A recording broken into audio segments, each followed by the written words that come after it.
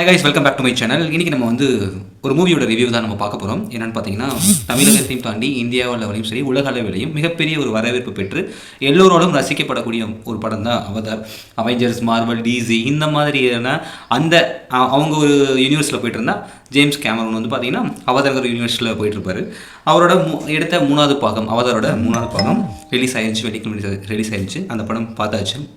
இந்த படத்தை பற்றி நம்ம என்ன சொல்லணும், இந்த படத்தில் என்ன ஸ்பெஷல் அப்படின்னு பார்த்தீங்கன்னா, புது உலகத்துக்கு போகணும், நல்ல ஒரு பூமியை தாண்டி என்ன விஷயம் இருக்கும் அப்படின்னு தெரிஞ்சுக்கணும். பூமியை தாண்டி இன்னொரு உலகம் இருந்தால் அது எப்படி இருக்கும், அங்கே உயிரினங்கள் எந்த மாதிரி இருக்கும் அப்படிங்கிறத ஒவ்வொரு பாகத்துலையும் அப்டேட் பண்ணி காமிச்சார். நீங்கள் முதல் பாகத்தில் ஒரு உலகத்தை பார்த்துருப்பீங்க. அடுத்த ரெண்டாவது பாகத்தில் அந்த உலகத்தில் அடுத்த ஒரு உயிரினம், புதுவிதமான உயிரினத்தை காட்டியிருப்பார். நீர் சம்மந்தப்பட்ட விஷயங்கள் காட்டியிருப்பார், கடல் சம்மந்தப்பட்ட விஷயங்கள் காட்டியிருப்பார். அடுத்து பார்த்தீங்கன்னா நெருப்பு சம்மந்தப்பட்ட விஷயங்கள் காட்டுவார். அப்புறம் பார்த்தீங்கன்னா ஒரு ஆகாயத்திலே பறக்கக்கூடியது, ஒரு ஆம உருவத்தில் ஒரு மிகப்பெரிய ஒரு விலங்கு இருக்கும். அது அந்த பேராசூட்டை எழுதிட்டு போகும். அதெல்லாம் பார்க்கும்போது ரொம்ப டிஃப்ரெண்டாக இருந்துச்சு. நல்ல ஒரு எக்ஸ்பீரியன்ஸ். பூமிங்கிற இந்த கிரகத்தை தாண்டி இன்னொரு உலகம் இருந்தால் எப்படி இருக்கும், அந்த உலகத்தில் உயிர்கள் இருந்தால் எப்படி இருக்கும் அப்படிங்கிறத நம்ம ஒரு கற்பனையாக இருந்தால் பார்க்கலாமா, அந்த மாதிரி தான் பார்க்கலாம். முழுக்க இன்னொரு உலகத்துக்கு உங்களுக்கு கூட்டிகிட்டு போய் காட்டுற மாதிரி தான். மற்றபடி அங்கே ஜாக்கு எல்லாம் நடிக்கக்கூடியவங்க, கார்னர், இவங்கெல்லாம் நடிக்கக்கூடியவங்க எப்போவுமே அஷ்யூஷுவலாக அதே தான். அவனை ஹீரோ கொல்லணும்னு நினச்சிட்டு காரணம் நினைப்பார், அவர் கொல்றதுக்கு முயற்சி பண்ணுவார். கிளைமேக்ஸில் ஒரு ட்விஸ்ட் இருக்கும், அந்த ட்விஸ்ட்டை நீங்கள் பார்க்கலாம். இதில் ஸ்கிரிப்டு, கதை எப்படி, படம் எப்படி அப்படின்னு நம்ம பேசினோம். முதல் பாகத்தை விட அடுத்து வந்த 2 பாகமும் அட்டாச் ஆகவே இல்லை. ஃபஸ்ட்டு பார்ட் ரொம்பவும் அதிகமாக வியக்கக்கூடிய தன்மையில் அந்த கதை இருந்துச்சு, ஸ்கிரிப்ட் இருந்துச்சு.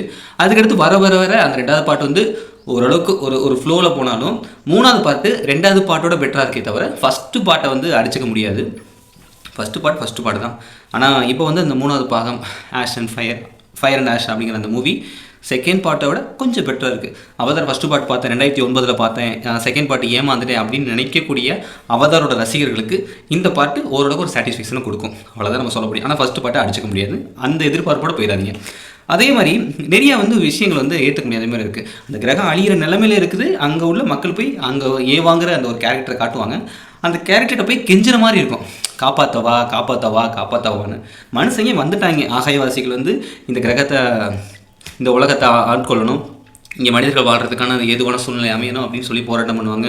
அது வரைக்கும் அங்கே சர்வே பண்ணணும், இங்கே ஃபண்டு கிடைக்கிறதுக்காக இங்கே உள்ள கனிம வளங்கள், கடலில் வாங்கக்கூடிய திமிங்கலத்தோட அந்த உயிர் அணுக்களை எடுத்துகிட்டு போகிறது, இந்த மாதிரி விஷயங்கள் பண்ணிகிட்டு இருப்பாங்க.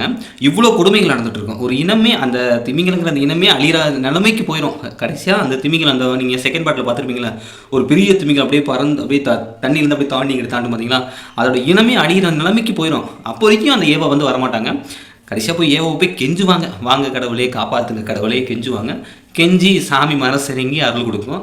அதுக்கப்புறம் தான் வருவாங்க. ஆனால் ஃபஸ்ட்டு பார்ட்டில் பார்த்தீங்கன்னா ரொம்ப இக்கட்டான சூழ்நிலையில் ஏவா உதவுவாங்க.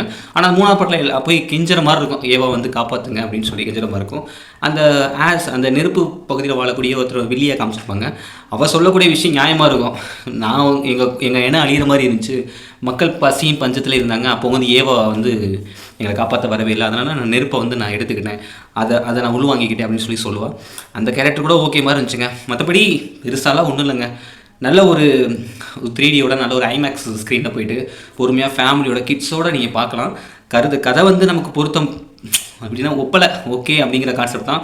பயங்கரமாக இருந்துச்சு, பிரம்மாண்டமாக இருந்துச்சு. ஸ்டோரிலாம் சொல்ல முடியாது. வீடியோஸு, விசுவல்ஸு, அந்த உலகம், விலங்குகளை காட்டக்கூடியது, அந்த கடலை காட்டக்கூடியது, நெருப்பை காட்டக்கூடியது, இதெல்லாம் செம்ம, அடிச்சுக்கவே முடியாது. பயங்கரமான ஸ்க்ரீன் பிளே. 3Dலேயே ஐமேக்ஸில் போய் பாருங்கள், ரொம்ப ரொம்ப சூப்பராக இருக்கும்.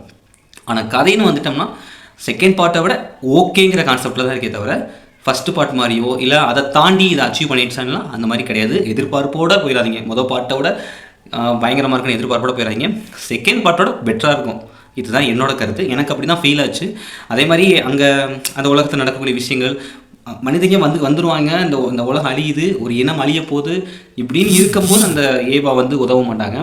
போய் அந்த விஷயங்கள் ஒப்பவே இல்லை. என்னடா போய் கெஞ்சி கிடக்குறாங்களே, என்ன அழிஞ்சிக்கிட்டு இருக்குது, ஒரு திமிங்கலத்தோட இனமே அழிய போகுது, மனிதர்கள் வரப்போகிறாங்க, இங்கே வாழக்கூடிய அவதாரெலாம் அழிய போகுது அப்படின்னு சொல்லி என்னதான் அவங்க கத்தி கூப்பாடு போட்டாலும் கடைசியில், அதான் சொல்கிறேன் பார்த்தீங்களா, கடைசியில் சாமி அருள் கொடுக்குற மாதிரி ஏவா உதவுவாங்க.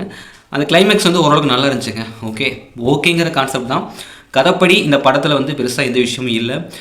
மற்ற எல்லாமே புது உலகம், புது உயிரினம், அடுத்த அந்த நீர்லேருந்து அடுத்த நெருப்புக்கு அப்டேட் ஆகும்பொழுது அங்கே என்னென்ன வித்தியாசமாக காட்ட முடியும் அப்படிங்கிற எல்லா விஷயமும் ரொம்ப அருமையாக இருந்துச்சு. குழந்தைகளோட நீங்கள் போய் சேர்ந்து பார்க்கலாம். செகண்ட் பார்ட்டோட பெஸ்ட்டாக இருக்குமே தவிர இது ரொம்ப பெஸ்ட்டு சூப்பர் அப்படின்னு நம்ம சொல்லிட முடியாது. ஸ்க்ரீன் ப்ளே சூப்பர், காட்டு விசுவல்ஸு, ஆக்டிங்கு எல்லாமே பெஸ்ட்டு, மியூசிக்லாம் பயங்கரமாக இருந்துச்சு. பட் ஸ்டோரிங்கிறது அந்தளவுக்கு ஏற்றுக்கிற மாதிரி இல்லை. ஸோ ஆடியன்ஸ் நீங்கள் முடிவு பண்ணிக்கோங்க. இது என்னோடய ஒப்பீனியன். நான் படம் பார்த்த ரொம்ப ஆர்வமாக நைட் ஷோ போனேன். பட்டு ஒரு ஏமாற்றம் தான்.